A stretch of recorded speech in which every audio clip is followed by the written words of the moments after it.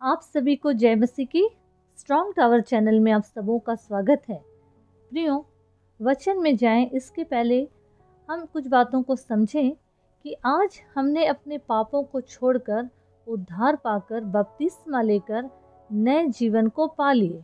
मतलब प्रभु ने एक नया जीवन हमें दिए हैं, ताकि जिस तरह हमने अपनी देह को पवित्र करने के लिए जल में हमको डुबोया गया और ऊपर आने के बाद हम पवित्र कहलाने लगे, इस शरीर को तो बहुत बना लिए, सजा लिए, पवित्र कर लिए, पवित्र होने का दावा भी करते हैं, जो कि एक दिन मिट्टी में मिल जाएगी। लेकिन कभी हमने ये सोचा है कि जिस तरह हम भौतिक जल जो होता है, जिससे हम शरीर के मैल को धोते हैं, इस शरीर को धो तो लिए हैं, चाहे वो भौतिक जल से नहाने के रूप में हो, चाहे वो बपतिस्मा के रूप में हो, शुद्ध कर लिए शरीर को।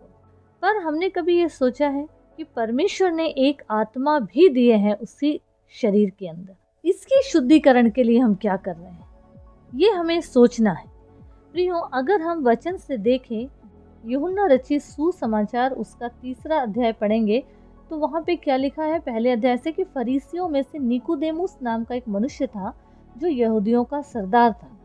उसने रात को यीशु के पास आकर कहा, हे रब्बी, हम जानते हैं कि तू परमेश्वर की ओर से गुरु होकर आया है, क्योंकि कोई इन चिन्हों को जो तू दिखाता है, यदि परमेश्वर उसके साथ ना हो तो नहीं दिखा सकता। तो इस पे यीशु ने क्या कहा?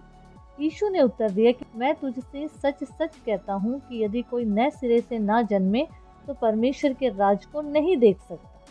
प्रियो, हमको यहाँ ये समझना है कि वो निकोदेमुस जो था, वो यहूदियों का सरदार था और वो रात के अंधेरे में यीशु मसीह के पास आया, क्योंकि उन दिनों में शास्त्री और फरीसी जो थे वो यीशु मसीह के पीछे पड़े हुए थे, उसके ऊपर दोषारोपण करते थे, चिढ़ते थे, इसीलिए। लेकिन ये विश्वास करता था प्रभु यीशु के काम को देख देख के, इसको उस पर विश्वास था, परमेश्वर पे भरोसा था, इसलिए वो दिन में नहीं आया, रात के अंधेरे में आके उससे बात कर रहा है यीशु मसीह से।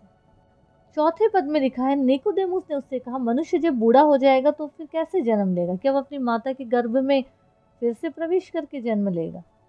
यहाँ पे एक सरदार है, पर हमको ये समझना है कि सरदार का एक उसको ओहदा मिल गया है ये संसार का, लेकिन आत्मिकता उसकी कितनी मरी हुई है, कितनी मूर्खता की वो बात कर रहा है। 5वें पद में यीशु ने क्या कहा उससे कि मैं तुझसे सच सच कहता हूँ, जब तक कोई मनुष्य जल और आत्मा से ना जन्मे परमेश्वर के राज में प्रवेश नहीं कर सकता।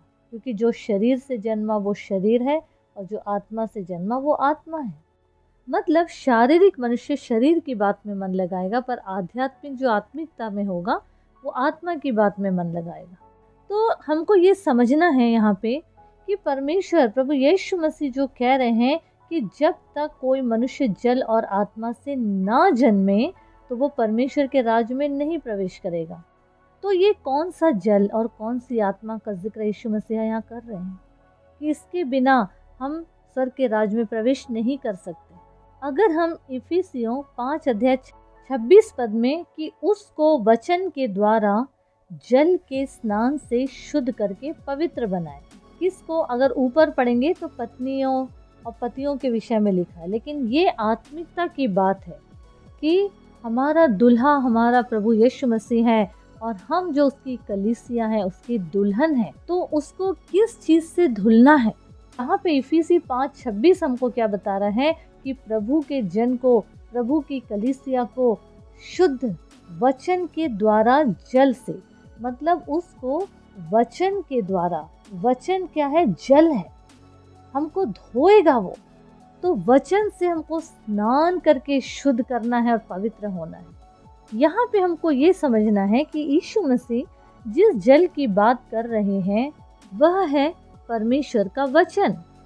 वचन को जल इसलिए कहा गया है क्योंकि जो मनुष्य वचन को पढ़ेगा आत्मा से, सच्चाई से, तो उसके अंदर से हर वो बात धीरे धीरे अलग होते चली जाएगी जो परमेश्वर को क्रोध दिलाती है या शोकित करती है।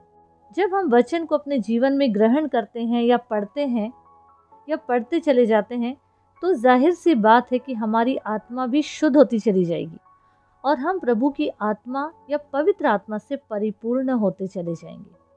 मतलब ज़्यादा से ज़्यादा वचन हमको पढ़ना है और सच्चाई से पढ़ना है, सिर्फ रटना नहीं है कि दुनिया को दिखा रहे, लोगों को दिखा रहे कि हम इतना पढ़ लिए, इतना पढ़ लिए। नहीं, आत्मा से ग्रहण करते हुए वचन को पढ़ना है। जितना वचन हम पढ़ेंगे उतना हमारी आत्मिकता शुद्ध होती चली जाएगी और पवित्र आत्मा का काम हमारे जीवन से होता चला जाएगा। प्रियो, प्रभु का प्रेम हमारे जीवन से इसी तरह दिखाई देगा कि हम जल और आत्मा से जन्म लेकर शुद्ध होकर पवित्र हो जाएं और उसके साथ अपने रिश्ते को मजबूत बनाएं। आज हम कौन से रिश्ते को मजबूत बनाने में लगे हैं? शारीरिक रिश्तों को, जो एक दिन मिट जाएगी, एक दिन धोखा दे जाएगा। ऐसे ऐसे रिश्ते हमको प्रभु यीशु के साथ, परमेश्वर के साथ अपने रिश्ते को मजबूत बनाइए। अगर हम यहेजकेल 36 अध्याय उसका 25 से 28 तक पढ़ेंगे तो वहाँ क्या लिखा है?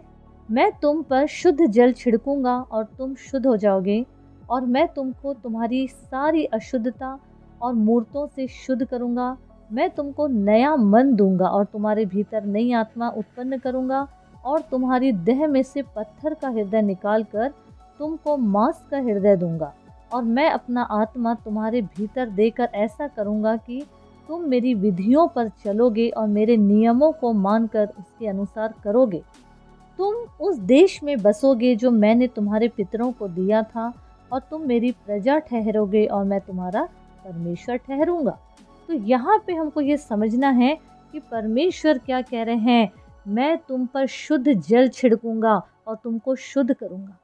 मतलब वचन से भर देंगे, वचन से भरते चले जाएंगे और तुम्हारी सारी अशुद्धता और मूर्तों से शुद्ध करूंगा। यहाँ पे मूर्तों का जिक्र अगर है तो ये सच में जो मूर्तियाँ होती हैं वो तो है, जिस पे हमारे पूर्वजों ने, या हम कहा जाए कि जो इज़राइली लोग थे उन लोगों ने मन लगाया था और परमेश्वर को रिज़्क दिलाया था।